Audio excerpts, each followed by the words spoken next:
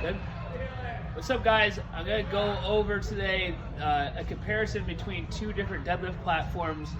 One right here being the Elitefts deadlift platform, and one over here being the Rogue deadlift platform. I'm going to go over the differences and, in my opinion, what do I think, which one is better. So the Elitefts platform right here, a couple of things that I really like about it is the mat itself is totally flat versus the Rogue one over here. There's actually lines in it, and it's separate squares. I'll go over why this is better versus that. The mat itself has a lot more grip, so you can create a little more traction with your feet while you're performing the deadlift. One negative about it would be that the platform itself sits on top of the mat. So if you wanted to do a lot of band tension, you have to drill it into the concrete. So if you don't have the equipment to drill into the concrete, that is a little bit of a drawback. You would have to get the equipment to drill it in and lock it in. Once it's locked in, you can put as much band tension as you want on that platform, but that's just one small drawback. For band tension, when you set it up, the band is actually set up above the bar.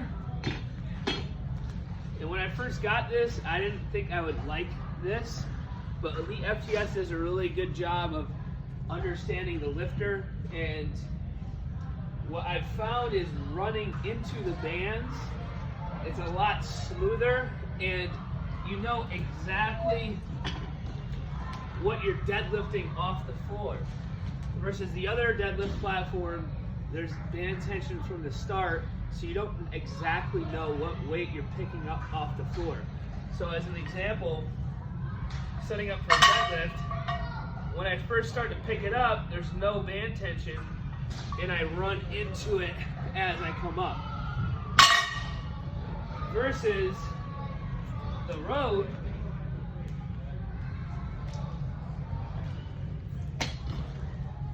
which when you set this up, you'll see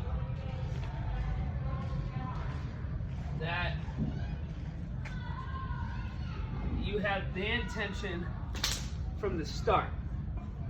So right off the ground. So if I have 135 on the bar and a band is over the bar, when I deadlift off the floor, it's not necessarily 135.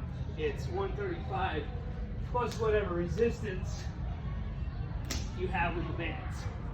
So off the floor, this is much heavier and actually not quite as smooth as the Elitefts deadlift platform, and particularly because there's already tension when you go to pick that up.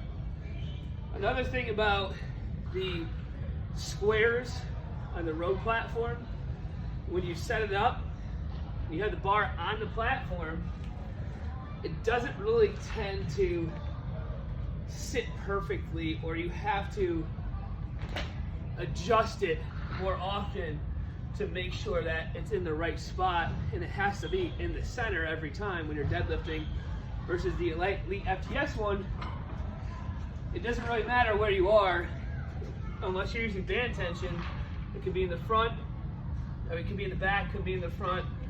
It's going to end up being in a straight line regardless, versus with the creases and the lines here, it does move the bar around a little bit. So it's not quite as smooth of a setup.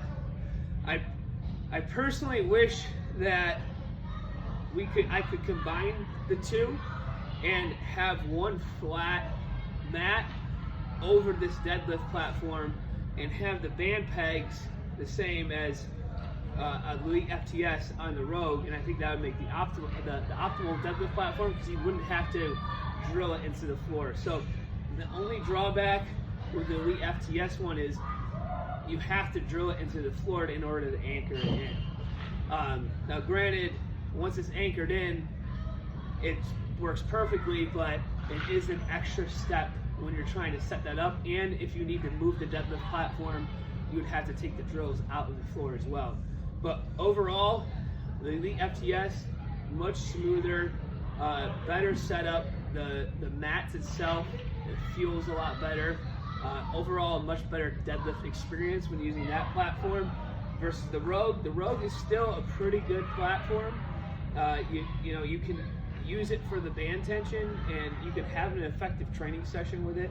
It's just not quite as good as the Elite FTS one, which Elite FTS really does specialize in people who take lifting seriously.